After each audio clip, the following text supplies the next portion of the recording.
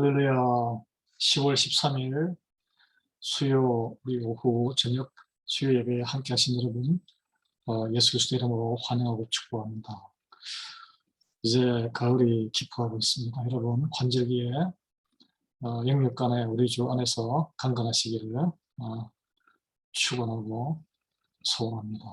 여러분 건강하셔서 이 어려운 시기를 잘 넘기시고 기도로 넘기시고 다시 우리 기쁨으로 즐겁게 감사함으로 나중에 다 한 번도 빠짐없이 모이시면 좋겠어요.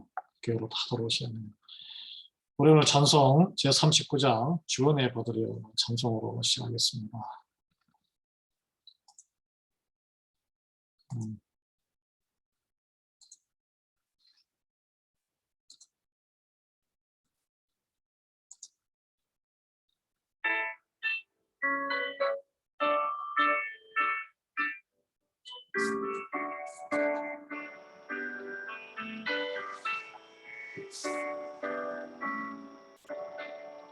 주 은혜를 받으려 모인 성도들 주 크신 뜻 깨닫게 하옵소서. 내 고통의 망해를 다 받게 되니 나를 구속하신 이름 찬양하리. 주 우리를 곁에서 인도하시니 그 거룩한 나라가 이뤄지네.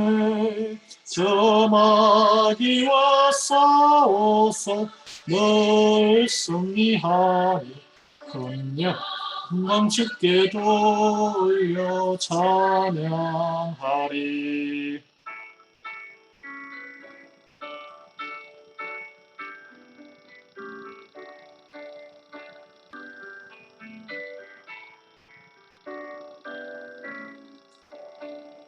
주 우리의 방패와 창금 되시니 나 승리의 주님을 따릅니다.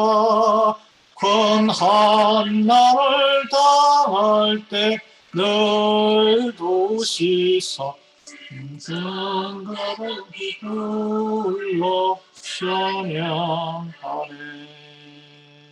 아멘.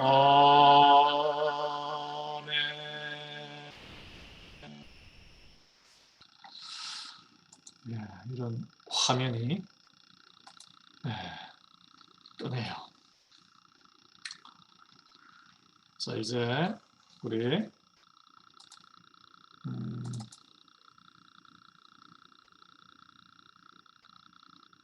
같이 신앙 고백 한 목소리로 하겠습니다. 신앙 고백, 우리 사도신경으로 신앙 고백 하겠습니다.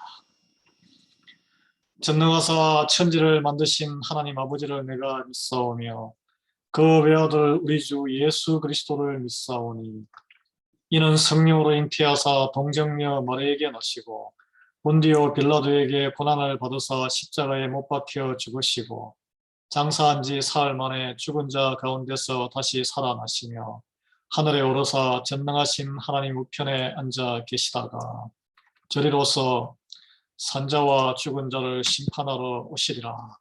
성령을 믿사오며 거룩한 공예와 성도가 서로 교통하는 것과 죄를 사하여 주시는 것과 몸이 다시 사는 것과 영원히 사는 것을 믿사옵나이다. 아멘. 자, 이제 제가 시작기도 하겠습니다. 여러분 빨리 수요 예배가 회복되어서 우리 안수 집사님들, 권사님들 나오셔서 대표 기도도 하는 그런 시절이 빨리 오기를 여러분 기도해 주시기 바랍니다. 사랑의 하나님 아버지, 오늘 수요 예배로 저희가 함께 이 교회의 성전의 예배당에 모이지 못하고 각 처소에서 주님 앞에 기도를 올립니다. 주님, 벌써 이런 세월이 수요 예배가 온라인으로 바뀐 지가 지난해 3월부터 시작되었으니 1년하고도 7개월이 넘었습니다. 주여 너무나 긴 시간 동안 함께 모이지 못하는 저희들을 불쌍히 여겨 주시옵소서. 이 가운데 하나님께서 또 선하신 뜻으로 저희를 각 처소를 예배의 자리로 바꾸어 주심을 감사드립니다. 지난 3일 동안도 하나님께서 눈동자로처럼 저희를 지켜주시고 일용할 양식을 주시었고 평강을 허락해 주심을 감사드립니다. 오늘 간절한 마음을 가지고 또는 하나님을 더욱 소망하는 마음을 가지고 주님을 만나기 위해서 수예배에 임한 오신 하나님의 귀한 자녀들 믿음과 소망으로 그 심령을 채워 주시옵소서. 불쌍히 여겨주시고 오늘 또 새로운 말씀을 저희에게 주사 새 생명을 허락해 주시기를 간구드리옵나이다. 말씀을 인도하고 하나님의 말씀을 대언하는 이 부족한 종에게 성령의 두루마리 비주시기를 간구드리오며 예수 그리스도 이름으로 기도합니다. 아멘. 오늘 성경 본문 말씀 한 구절 읽고 하겠습니다. 골로새서 1장 16절입니다. 골로새서는 여러분 신약 성경이에요. 사도 바울이 골로새 교회에 보낸 편지입니다. 빌립보서 다음에 있습니다. 신약 성경 중간 정도에 있어요. 빌립보서 다음에 신약 성경을 펴시면 제가 가진 책으로 324페이지, 324면에 있습니다. 324면 1장 16절 같이 읽겠습니다. 화면도 보시고 만물이 그에게서 창조되되 하늘과 땅에서 보이는 것들과 보이지 않는 것들과 혹은 왕권들이나 주권들이나 통치자들이나 권세들이나 만물이 다 그로 말미암고 그를 위하여 창조되었고 아멘. 자, 영어로도 한번 읽어드리겠습니다. For in him all things were created, things in heaven and on earth, visible and invisible, whether thrones or powers or rulers or authorities. All things have been created through him, and all things hold together. Amen. 아멘이시죠? 자, 이제 지난주로 여러분 성경의 파노라마가 끝났잖아요. 성경의 파노라마가 끝났는데 이제는 이 목적이 이끄는 삶, 릭 워렌 목사라고 이 캘리포니아의 그 유명한 목사님이 있습니다. 복음주의 계열의 목사님인데 릭 워렌 목사가 이게 세계적인 베스트셀러예요. 이 뭐 비판의 세들백 처치의 목사님인데 이단은 아닙니다. 이단은 아니고 purpose driven life, 인생에 유리방랑하는 아무 목적 없이 살 것이 아니라 우리 인생의 목적은 무엇인가? 하나님께서 우리의 삶 속에 모든 인간의 삶 속에 어떤 거룩한 목적을 가지고 우리를 이 땅에 보내셨다. 이것이 주제인데 릭 워렌 목사가 영어로 된 것은 The Purpose Driven Life. What on earth am I here for? 나는 도대체 이 땅에 왜 있는가? 나는 왜 태어나고 왜 여기서 살고 있는 거지? 우리 본질적인 질문 아니겠습니까? 릭 워렌 목사가 이 책을 쓴 거는 40일 동안 40 days 40일 동안에 쉬지 않고 이렇게 하라고 했는데 우리가 뭐 지금 형편에 40일 특별 새벽 기도를 할 수 있는 형편도 아니고 오시지도 않기 때문에 40주 동안의 수요 예배를 통해서 우리가 한번 살펴보겠습니다. 여러분 이 책을 온라인에 오더하시든지 관심 있으신 분들은 저에게 말씀해 주시면 제가 오더를 해서 주문해서 드리겠습니다. 책을 보시면서 따라가면 더 좋아요. 더 좋습니다. 여러분 왜 40이라는 이 숫자는 성경에서 굉장히 의미 있습니다. 40 어떻게 의미가 있습니까? 40은 여러분 이 굉장히 40이라는 것은 인간의 평균 수명이 보통 오늘날 평균이 날짜로 따지면 25,550일이에요. 그 가운데 40일 수요 예배를 40일 1시간 정도밖에 안 해요. 사실 40시간이에요. 40시간을 투자하면 하나님께서 원하시는 우리의 인생이 무엇인가? 여러분의 궁금증과 여러분의 인생의 그런 목마름을 다 해소할 수 있을 줄 믿으시기 바랍니다. 노아가 성경에 나오는 노아가 40일 동안에 내린 비로 노아의 인생이 바뀌고 인류사가 변화되었습니다. 모세는 시내산에서 40일 동안 시내산 꼭대기에서 보내면서 하나님의 말씀을 받았습니다. 그리고 가나안 땅에 들어갔던 정탐꾼들은 그 약속의 땅을 40일 동안 다니면서 정탐하면서 그들은 그렇잖아요. 여호수아와 갈렙은 약속을 잡았지만 나머지 10명은 못 잡았죠. 다윗과 골리앗은 40일간의 도전으로 변화되었습니다. 다윗이 골리앗이 40일 동안 이렇게 이스라엘 백성들을 그 군사들을 모욕하고 했을 때 다윗이 분연히 일어났죠. 엘리야는 하나님이 주신 음식을 먹고 40일 동안 그 기운이 남아있는 것을 경험하고 변화되었습니다. 그리고 요나서에 나오는 니느웨의 그 도시는 하나님이 회개하도록 기회를 주신 날짜가 40일이었어요. 40일 동안 다 회개하고 도시가 멸망해서 시간표가 늦어지게 되었습니다. 예수님은 40일간의 광야의 시험을 통과하셨어요. 그 광야에서 시험 받을 때 40일간의 그때 또 능력을 또 발휘하시고 받으셨습니다. 예수님은 부활하셔서 이 땅의 제자들과 며칠 동안 같이 지냈습니까? 40일 동안 지내면서 제자들이 본질적으로 거듭나고 변화되었습니다. 여러분, 이 40일, 하루도 쉼없이 40일이 이게 쫙 이어져야 되는데, 지금 우리는 40주 동안 하겠습니다. 성경은 로마서 12장 2절에서 너희는 이 세대를 본받지 말고 오직 마음을 새롭게 함으로 변화를 받아 하나님의 선하시고 기뻐하시고 온전하신 뜻이 무엇인지 분별하도록 하라. 여러분, 우리가 변화되지 않는 이유가 무엇일까요? 성경을 읽고 설교를 들어도 변화되지 않는 이유는 변화에 대한 두려움이 있기 때문입니다. 우리 힘으로 변하기 힘들기 때문에 그렇습니다. 그리고 성경 말씀을 깊이 묵상하고 내 삶에 적용시키기를 불편해하기 때문에 그렇지 않을까 싶어요. 성령님께서 역사를 하셔야 됩니다. 그래서 오늘 이제 앞으로 우리 함께 나누게 될 이 내용을 중요한 것은 우리에게 각 개인에게 여러분에게 스스로 적용을 해야 돼요.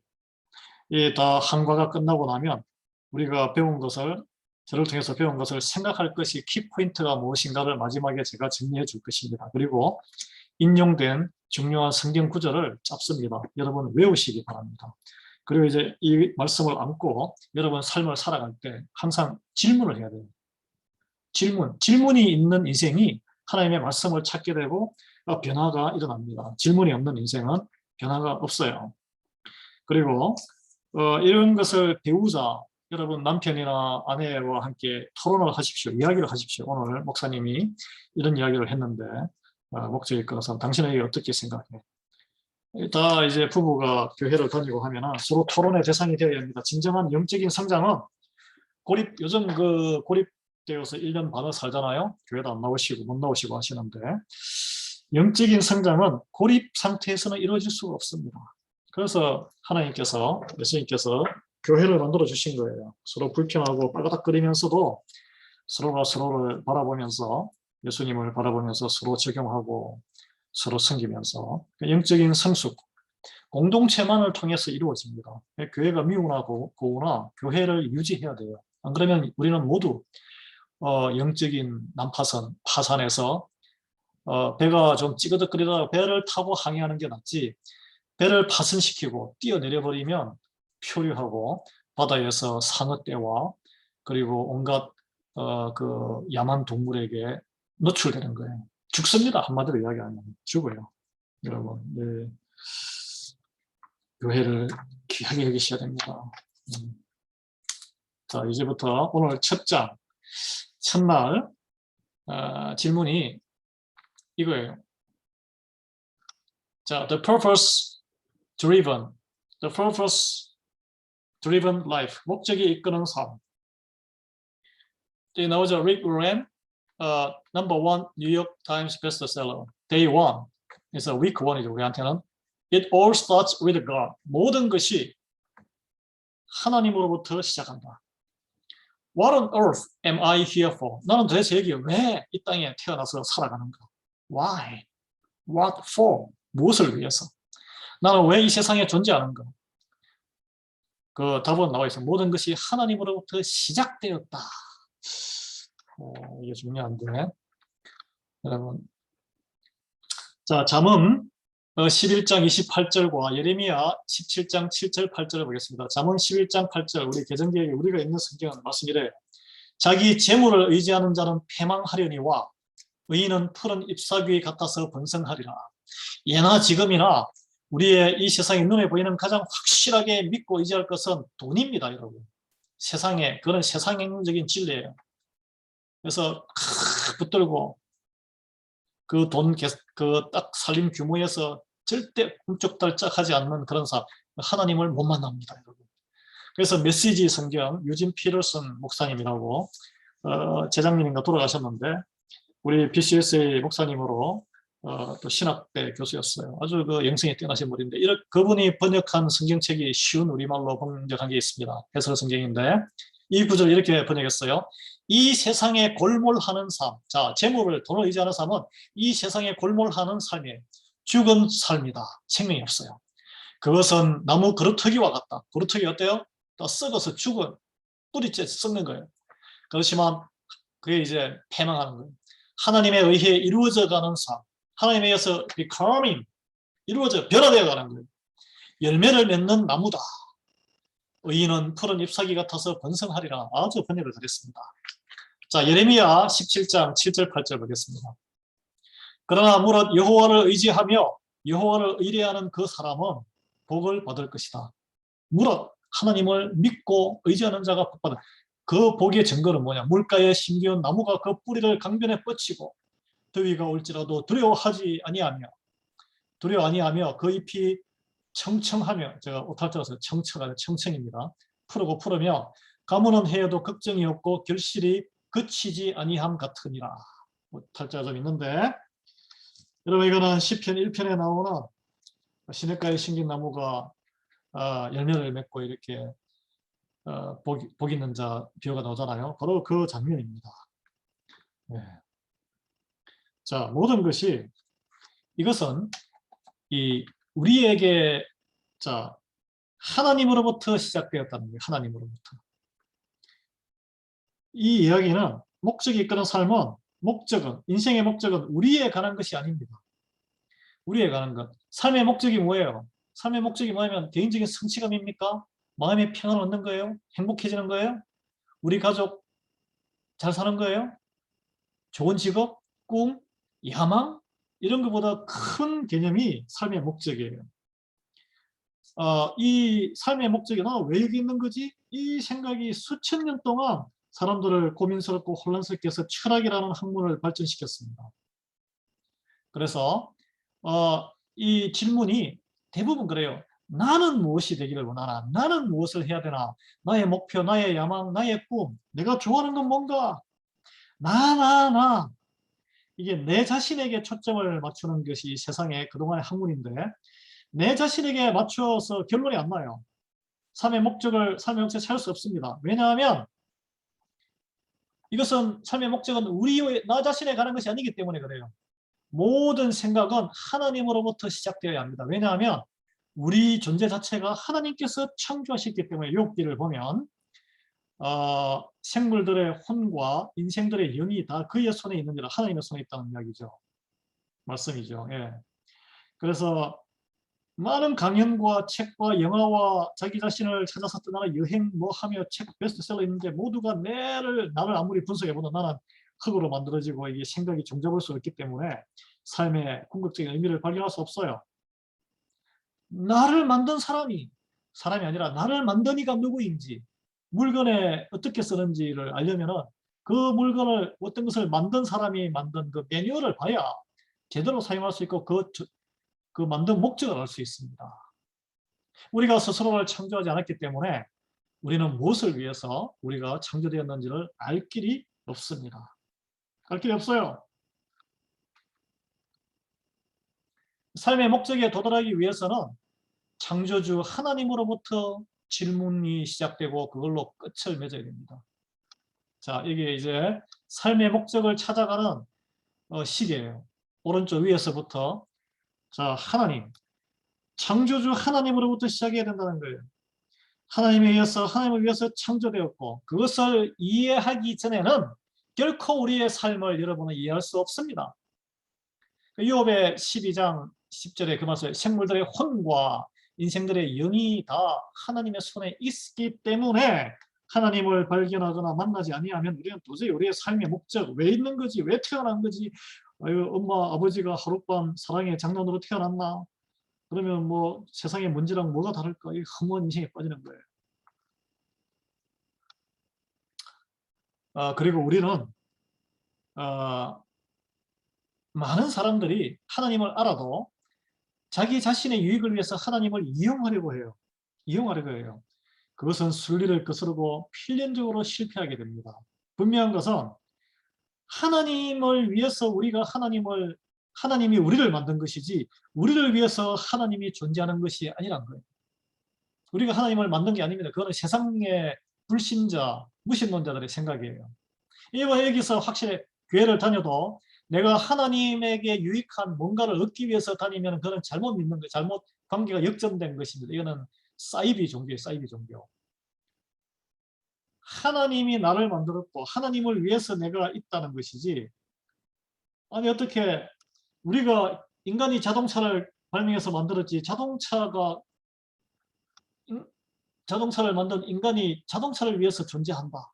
아니잖아요. 우리가 따뜻하게 자고 편하게 안락하게 지내기 위해서 집을 사고 집을 가꾸는 거지. 내가 집을 잘 섬기기 위해서 열심히 일하고 노력하고 막 집이 주인입니까? 집이 하나님이에요? 아니, 하나님이 아니지. 집이 뭐 우리의 우상이에요? 주택이? 그거 아니잖아요. 로마서 8장 6절에 메시지 성경에 이렇게 해설하고 있습니다. 자신에 대한 집착은 막다른 골목에 이르게 하고 하나님께 집중하면 탁 트인 광대하고 자유로운 삶으로 우리를 이끈다. 네. 말해서 다시 말하면 삶이란 하나님이 당신의 목적에 따라서 우리를 사용하시는 것이지 우리의 목적을 위해 그분을 사용하는 것이 아니란 거예요. 자, 세상에는 많은 책들이 있습니다. 많은 또 세미나가 있습니다. 많은 가르침이 있어요. 그 공통점은 자기 개발 서적은 모든 게 내 중심적인 관점으로 세상을 바라보게 효율적으로 바라보. 예를 들어서 너의 꿈을 생각해라. 가치관을 명확히 해라. 목표를 설정하고 무엇을 네가 잘하는지를 파악하고 목표를 잘 설정하고 이루기 위해서 노력하고 꾸준히 훈련하고 할 수 있다는 신념을 가져라. 다른 사람과 꿈을 공유해라. 절대 포기하지 말라. 이게 뭐냐면 모두 나의 관점에서 삶을 접근하도록 내 중심주의를 확고하게 세워준다는, 이게 세상의 방법입니다. 그렇지만 성경은 이렇게 말씀하고 있습니다. 마태복음 16장 27절, 누구든지 제 목숨을 구원코자 하면 잃을 것이요 누구든지 나를 위하여 제 목숨을 잃으면 찾으리라. 나는 하나님, 예수님, 주님이에요. 뭐 물론 세상적인 방법으로 세상적인 큰 성공을 이루는 경우도 있습니다. 그렇지만 성공한다고 해서 삶의 목적이 충만하고 충족되는 것은 아니에요. 많은 부자들도 자살하는 사람들 많아요. 공허해서. 개인적인 목표를 다 달성하고 세상 기준에 엄청난 성공을 이뤄도 하나님이 우리를 창조하신 목적을 놓칠 수 있습니다. 놓치면 말짱 꽝이에요. 그래서 이 목적이 이끄는 삶, 이거 여러분 착각하시면 안 돼요. 이거 내 자기 개발, 자기 지칭서가 아닙니다. 어떻게 하면 인생을 멋지게 살까, 행복하게 살까, 이런 게 아니에요. 어떻게 하면 내 인생을 더 남들보다 탁월하게 할까, 더 빛나게 할까, 그런 게 아니고, 핵심은 하나님이 우리를 만드신 목적, 정말 인생의 삶의 목적이 무엇인가를 발견하는 데 도움을 주는 책이에요. 그러면 우리가 인간이 창조된 피조물이다라는 것을 여러분 이제 오늘 이 수요 말씀을 듣는 이들은 기본적으로 교회에 다니시는 분이고 아니면 안 다니더라도 예수님에 대해서 한 번쯤은 들어보신 분이기 때문에, 그러면 우리가 창조된 목적 어떻게 알 수 있겠습니까? 뭐 미루어 짐작할 수도 있고, 첫 번째 방법은 발견하고 추정이라고 그러는데, 이게 대부분의 과학적인 사고를 하는 학교에서 가르치는 방법이에요. 짐작하고 추측하고 이론화합니다. 삶이란 3단 논법도 있고 또는 실험을 통해서 또 드러난 증거를 통해서 이게 또 수천 년 동안 철학자들이 삶의 의미에 대해서 토론하고 의미를 조명했습니다. 나름대로 뭐 의미가 있어요. 의미가 있습니다. 삶의 의미가 무엇입니까? 이렇게 설문조사하면 대부분 사람들은 그냥 웃거나 대답을 회피해요. 왜냐? 잘 모르기 때문에. 제가 아이폰에 쉬리라는 이 인공지능 있는데 물어보면 제가 물어볼게요. 쉬리야? 네. 삶의 의미가 무엇이야? 쉬리야? 네. 삶의 의미가 무엇이에요? 삶의 의미는 삶의 아이고, 평안 한경점입니다. 이거 잘못 들었네요. 이 쉬리야? 네. 인생의 의미가 무엇이에요?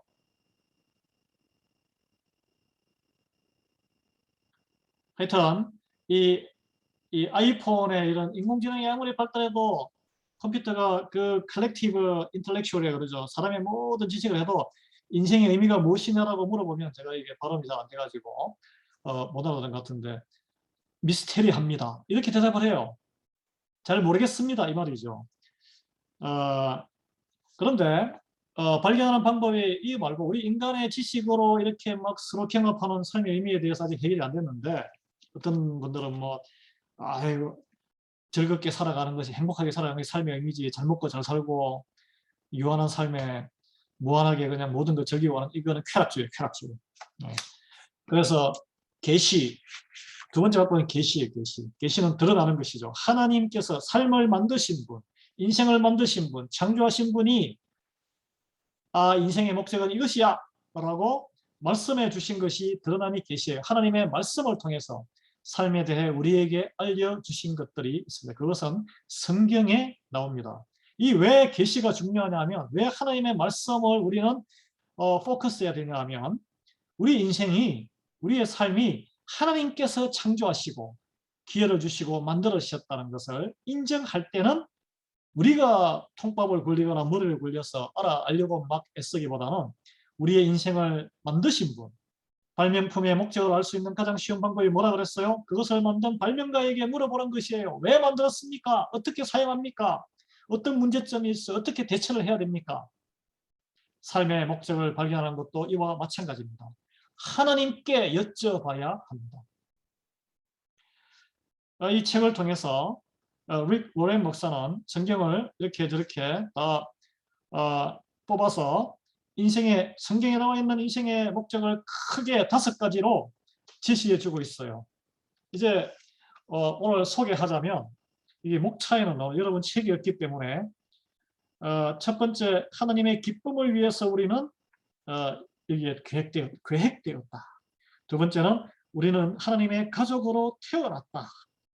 세 번째 목적은 우리는 그리스도를 닮도록 창조되었다. 네 번째, 우리는 하나님을 섬기기 위해 지금의 있는 모습으로 지음받았다. 하나님의 형상으로.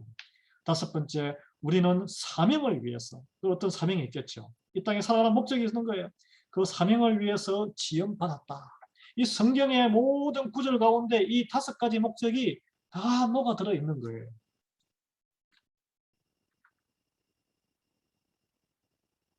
자, 제가 말씀드렸죠. 인생을 창조하신 하나님께서 우리의 인생의 삶의 목적을 가장 잘 아시는 분이기 때문에 우리는 그분이 설명을 하신 뜻이 드러난 성경에서 그 인생의 목적을 찾아야 됩니다. 하나님께 여쭤봐야 합니다. 성경에 나타난 우리의 삶의 5가지 목적, 제가 조금 전에 말씀드렸듯이 그 앞으로 이제 40주 동안 우리가 다룰 내용입니다. 우리는 왜 살아있는 건지, 삶이 어떻게 작용하는 건지, 무엇을 피해야 하는 것인지, 무엇을 기대해야 하는 것인지, 또 무엇을 어떻게 해야 하는 것인지가 우리 인생의 사용 설명서가 다 들어있는 거예요. 그게 성경이에요. 세상의 일반 자기개발 지침 서적과 철학서는 알려주지 못하는 내용입니다. 자, 하나님 성경은 우리가 말하는 지혜는 하나님의 비밀 가운데 있는 지혜입니다. 이것은 감춰졌던 것이며 하나님께서 우리의 영광을 위해 창조전에 미리 정하신 지혜입니다. 라고 성경이 말하는 우리 인생의 지혜를 우리 바울 사도는 고린도전서 2장 7절에서 이렇게 우리에게 말씀으로 전해주고 있어요. 우리가 말하는 사도 바울이 말하는 선지자들이라든지 사도가 말하는 지혜, 하나님의 지혜는 하나님 비밀 안에 있는 지혜, 이걸 비밀이기 때문에 걷어내야 돼요. 그래서 말씀을 아는 자만이, 귀가 열린 자만이 그 비밀을 알 수 있습니다. 감춰졌던 것이고 하나님께서 우리의 영광을, 우리가 영광받는 귀한 존재로 이 땅에서 살아가게, 그리고 영원히 살기 위해서 창조를 하시기 전에 이미 정하셨던 지혜랍니다. 아멘. 네. 여러분, 하나님은 우리의 삶의 시작일 뿐 아니라 우리 삶의 근본이 되십니다. 아멘이시죠? 삶의 목적을 발견하기 위해서는 우리는 세상 지혜가 아닌 하나님의 말씀에 귀를 기울여야 할 것입니다. 여러 대중적인 심리학이나 성공을 위한 동기서적, 영감 주는 이야기, 영원한 진리가 아니에요.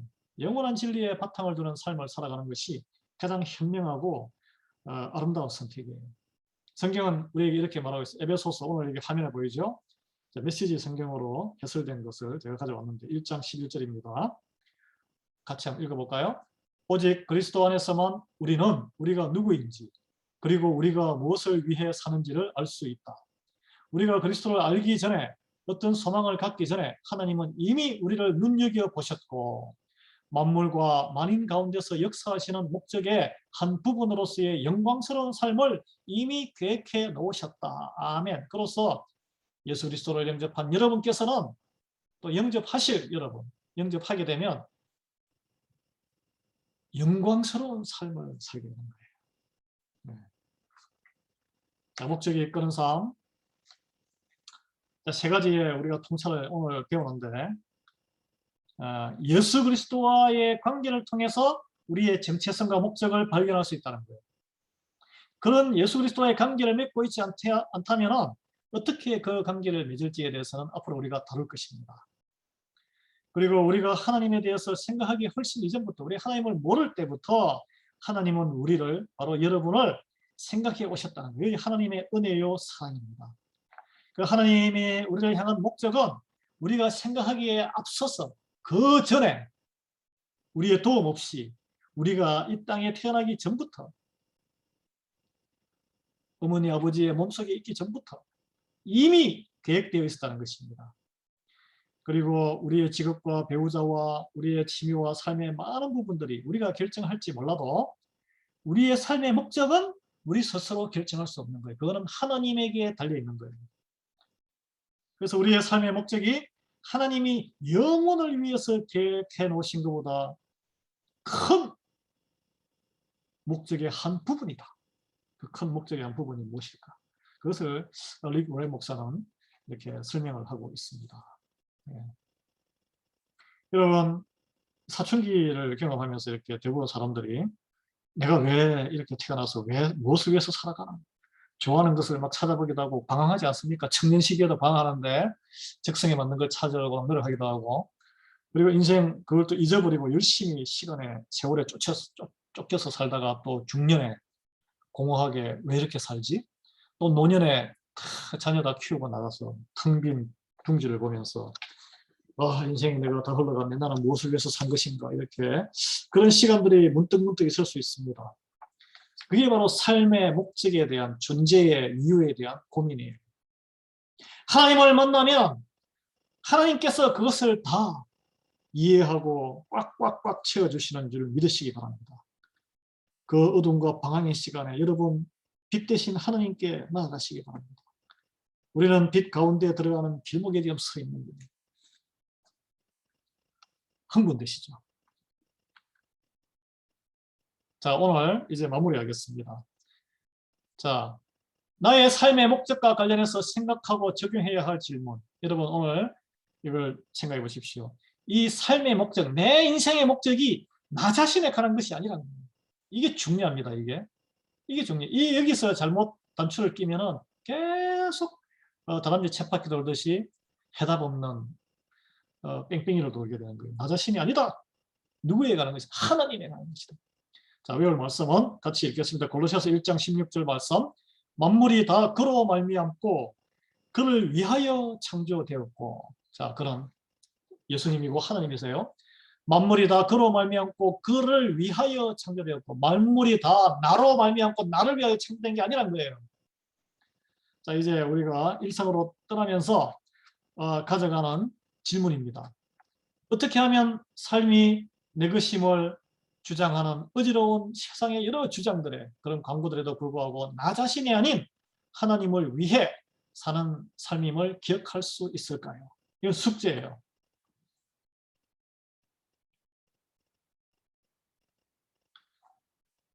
같이 기도와 축도로 예배를 마치도록 하겠습니다.